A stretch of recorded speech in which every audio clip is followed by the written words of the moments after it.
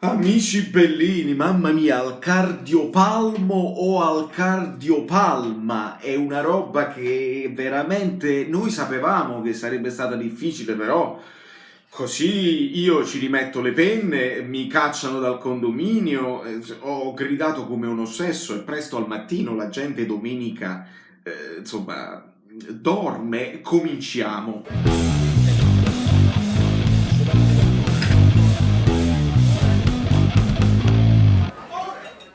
Allora, cerco di fare un attimo regroup nel frattempo che il video, adesso voi vi state vedendo la reazione, io sto caricando e parto direttamente con il post partita, un commento a caldo. Allora, sì, il Benevento l'aveva preparata bene, ci hanno messo in difficoltà, ci hanno creato le difficoltà alla Z Alkmaar, nel senso che ci hanno bloccato ancora più tattici perché Inzaghi l'ha studiata bene, non c'era pressione sul scambio di passaggi, no? Sul giro palla dei difensori, ma appena la palla superava il centrocampo si aggredivano i centrocampisti e si sfruttava il difetto dei nostri centrocampisti che è la lentezza nel giro palla. Fabian, il nome di Fabian ritornerà per tutto il video perché io voglio essere calmo, però mi sono rotto i coglioni. E quindi un attimo solo. Lo stesso Bakayoko non è un fulmine di guerra a livello di velocità e lo sappiamo.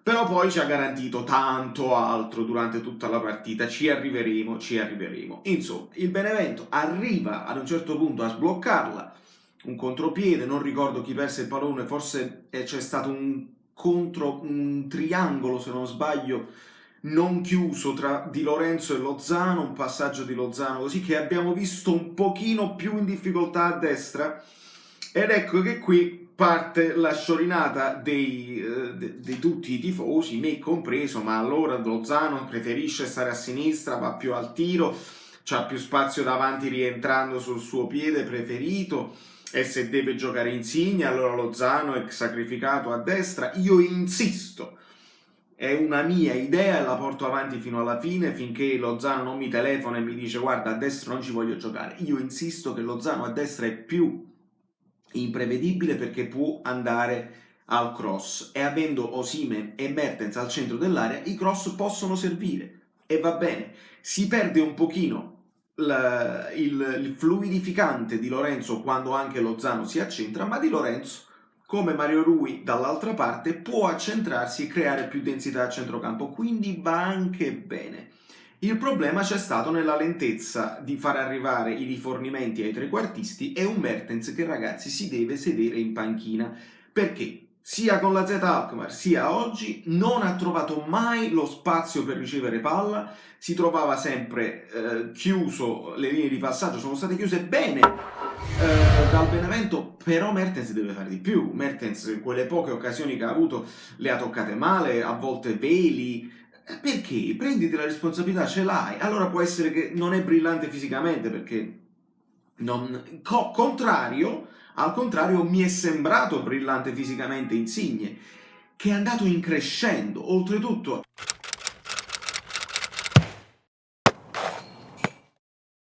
da vero capitano prende delle responsabilità, parla con i compagni, applaude quando fanno una cosa giusta e rimprovera quando fanno una cosa sbagliata. Ricordiamo il labiale che abbiamo segnalato nell'altra partita, Fabian fai sempre tunnel. In questa partita Fabian guarda perché Fabian tira in porta nel secondo tempo quando Lorenzo era in una buona posizione per ricevere. Lorenzo era caldo, probabilmente sentiva la partita, Benevento, il fratello, dimostrare che sei migliore del fratello, con il terzo fratello che ha detto sono più forti di tutti e due, ma comunque ne segna uno in millimetrico fuorigioco nella sua posizione e poi segna l'Eurogol di sinistro meglio che col destro sotto la traversa, straordinario. Ha fatto una proposta, ha fatto tantissimi tiri, è stato vivace, il più pericoloso della nostra schiera degli attaccanti. Dopodiché fa un errore secondo me, Inzaghi si mette direttamente a 3, anche se noi siamo entrati bene nel secondo tempo. Quello che ci sta mancando, sapete qual è? Sono i cooling break, perché nel cooling break Gattuso può fare rigruppo e dire ai ragazzi meglio quello che non sta andando. Sono mancando i culi in brecca a noi. Se ci fossero dei piccoli time out, secondo me si andrebbe meglio, perché subito dopo la fine primo tempo Gattuso evidentemente rimotiva i ragazzi, entriamo molto veementi, molto più veloci, molto più prepositivi. Osimhen non ha fatto una grande partita, però ha dovuto fare una partita sporca. Glick, Caldirola, quell'altro, insomma, sono giocatori di fisico che non lo facevano scappare. Lui ha avuto un po' di difficoltà tecniche e non aveva la profondità ancora una volta, quindi a volte si è dovuto allargare. Abbiamo visto nel finale, è andato sulla sinistra. La sua partita, il 6 se lo guadagna per tutto il lavoro sporco che ha fatto. Ci aspettiamo qualcosina in più, deve stare attento ai fuorigioco, perché questa, più che la forza dei difensori del campionato italiano, è la tattica del fuorigioco, che probabilmente in Francia non fanno così bene, e quindi deve stare attento e ci deve lavorare. Ma poi Gattuso la vince con Petagna.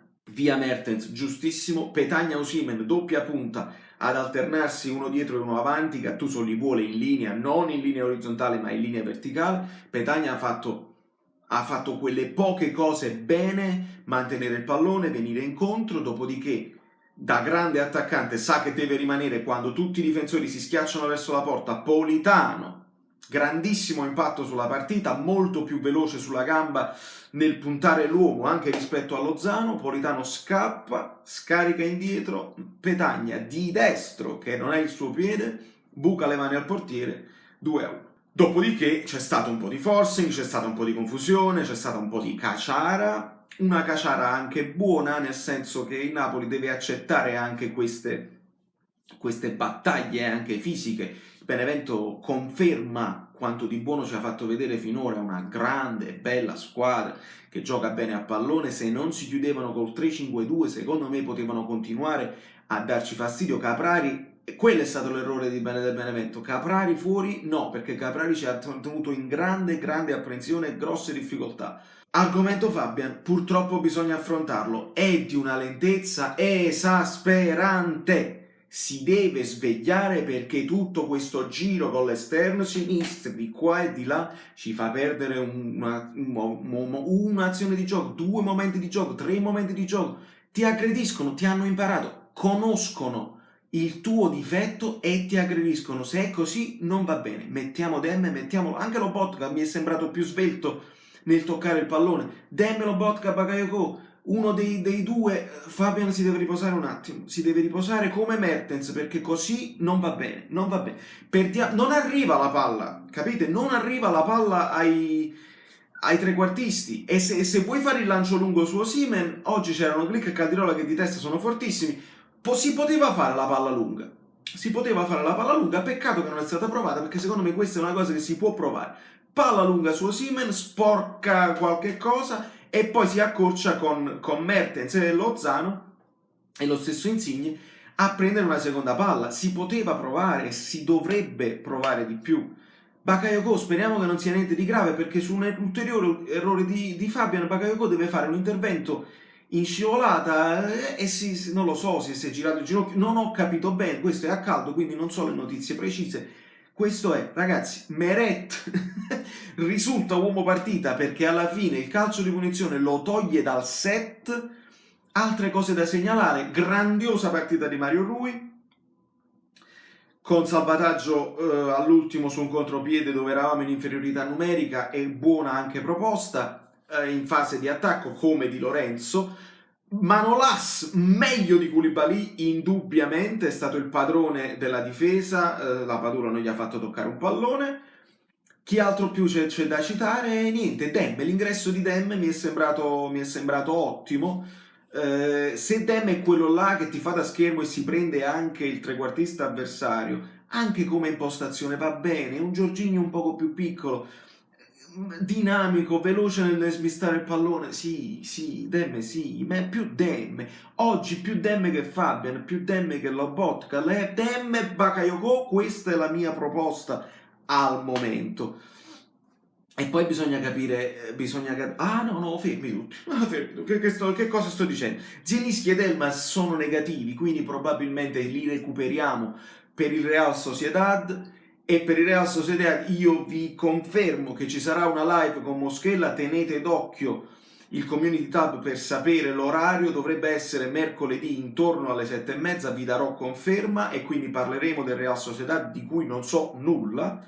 E poi sono stato anche invitato su una live su Twitch da Colpo Gobbo, e lo youtuber juventino, non so se voi state su Twitch, non lo so, è una cosa nuovissima per me, sono stato invitato da un feudo juventino, dopo la live fatta con Neschio, evidentemente gli sono piaciuto e quindi andrò a fare quest'altra cosa e vediamo come andrà a finire. Da New York, Valerio Fluido è tutto, questo è a caldo, dopo devo fare una live ma con il canale del gaming, quindi purtroppo non posso andare live oggi, ma magari domani, vediamo, perché sono così tante le cose tattiche da dire su questa partita che secondo me ci possiamo divertire per tutta la settimana. No, quale tutta la settimana? C'è subito l'Europa League. Un bacio. Amici belline, vi siete iscritti al canale? Lasciate il like, se non vi siete iscritti al canale siete completamente pazzi. E se arriviamo a 5.000 iscritti io poi vi faccio un regalo. Estrazione a sorte, si chiama giveaway, da Brooklyn, Saverio Solido, non mi ricordo.